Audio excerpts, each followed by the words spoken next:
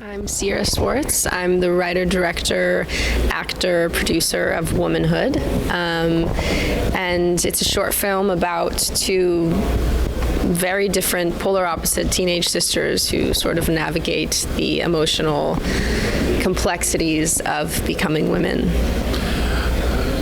How much did you learn about yourself in creating this story and these two characters in particular? I learned empathy. I got a lot of empathy for myself out of it. Being able to step away, see the greater perspective, especially during an intimate scene that I acted in, and I was brought back to my younger self and feeling the vulnerability again, and then stepping out of it. I gained a lot of empathy for myself because there are moments when you're young and you think the whole world is ending and you think that you've completely messed up and oh, this person doesn't like you anymore and my whole world is shattered. And so going back into zooming into that again in that part of my brain and then coming out of it, it's like giving your younger self a little like it's okay, you're gonna be fine. So I gained a lot of empathy for myself, I think. Yeah. Being a guy watching the film, I obviously got a very different reaction than I think young girls and women would get from this film. How important is the audience to you about this story? Because I do feel like your audience can change the way this film is viewed, very much so.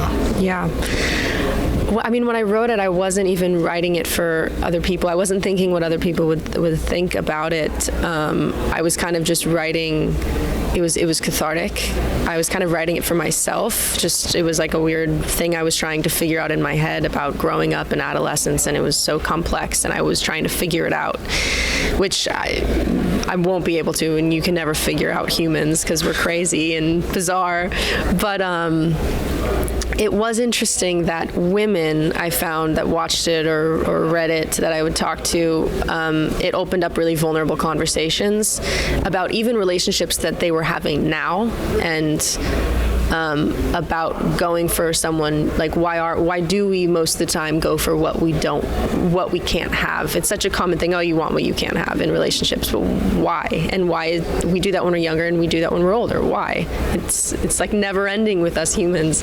And so with women, it opened up a very vulnerable conversation in that sort of aspect about like giving yourself, using your body when you're not ready to or when you don't want to, and feeling like, why can't we say no? Like, why is it so hard to say no to a man?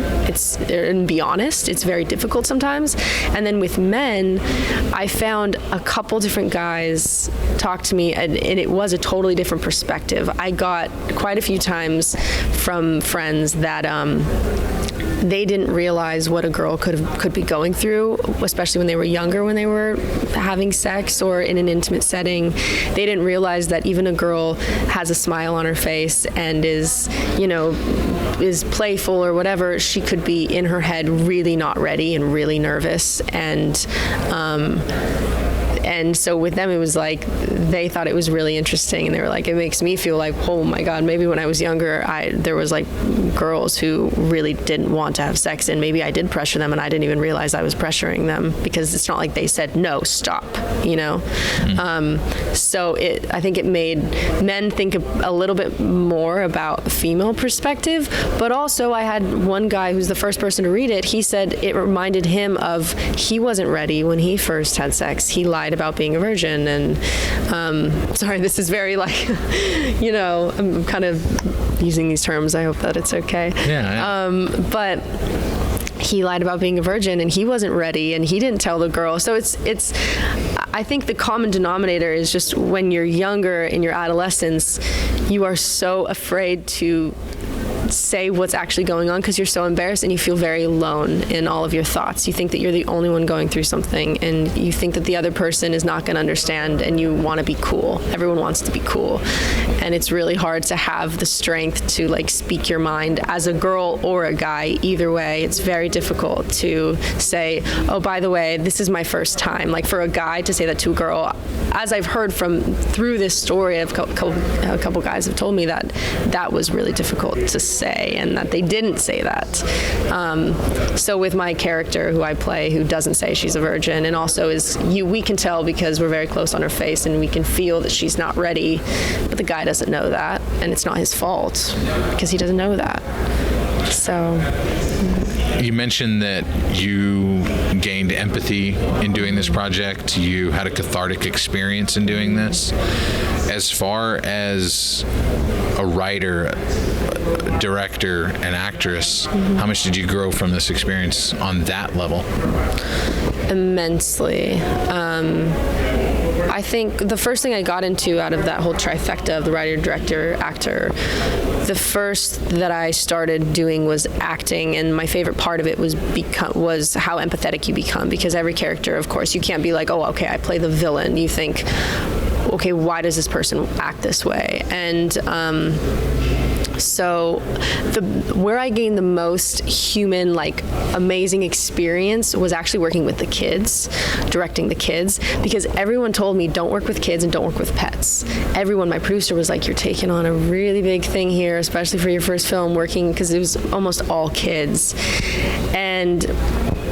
But I wasn't too nervous. I was like, oh, okay. I was a little nervous, but working with them was incredible, because I wanted to make sure, obviously, they felt comfortable, because I think sometimes we feel like adults and kids were like they're like aliens, these little kids that we see and like run around and they talk about things that we're like, oh, you know, whatever you're talking about doesn't matter, and you know, we're so much older, and they can feel that from us too. They feel like that they're nervous with adults, and so I felt that right away, that they were very nervous and kind of closed off. And so all I did, I played some like games with them. I got the kids talking to each other a bunch. I did a bunch of chemistry stuff, and the biggest thing was I would just self-deprecate myself all the time in front of them, to just make them feel like, hey, I'm not an adult and you're not like a kid. Like, we're just humans here, and we're all crazy, and none of us, I don't know answers, you don't know answers. We're all just living on Earth, not knowing what the heck we're doing.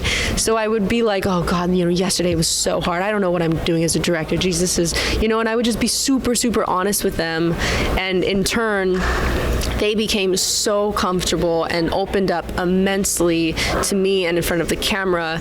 And that was the coolest, the most empathy that was an insane human experience of realizing, of just like connecting with people, how much their art changes. Because even like with my production designer, I had a really cool conversation with her afterwards, where she was like, you know, it's really nice to be able to connect so much, because it makes me as an artist it makes me better. And I felt like with the kids it was like that. So it was just a really awesome opportunity to connect with all these artists, and because of the story, it opened up conversations with a lot of them. And so I don't know if it's necessarily empathy, but I definitely gained like the most human connection that I have probably in my entire life with so many different people. Very cool. Yeah. What does it mean to you to be at this particular festival, Bentonville, knowing that it is a festival that showcases, highlights women filmmakers, and diversity of that group of filmmakers? What does that mean to you when you first heard that you're going to be a part of it? I mean, it's crazy. I was a bit shocked. I mean, the fact that this film even got made was a shock to me. So then when it gets into a very highly regarded, very well-respected festival, I was extremely humbled, a bit like the imposter syndrome, where I'm like, I don't belong here. I don't know why my film is here.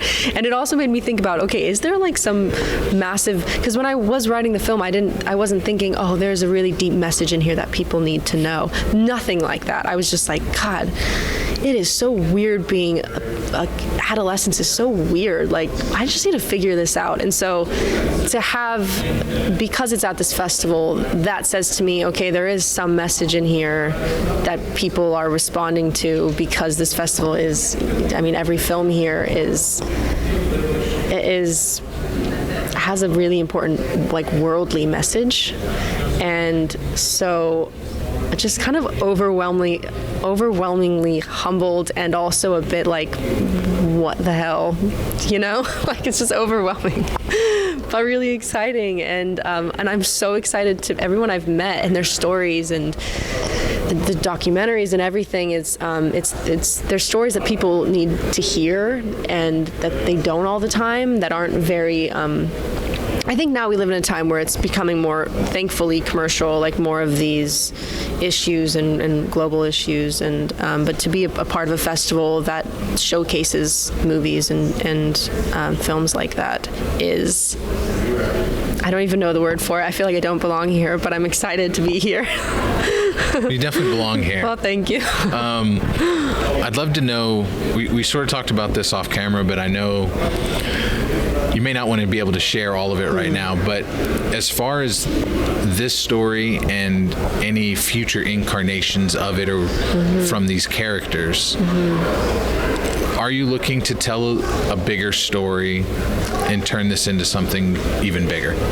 Yes, I am. I wasn't in the beginning. It felt like a one and done. I was like, all right, we said the story, and that is what it is. And I didn't want to push writing it into a feature or anything just for the sake of pushing it. If there wasn't a story, I didn't want to write it. And then, as I was telling you earlier, I realized, because I did go through a school shooting, and I realized that is an aspect of a female, that is another female-driven story that I haven't seen, and that I have a first-person view on, and not necessarily of a shooting, but like what happens after. And it's just kind of trauma and PTSD, and how women, I personally incorporated into my life. And so bringing that into the short film, and adding another sister who comes home from after a school shooting,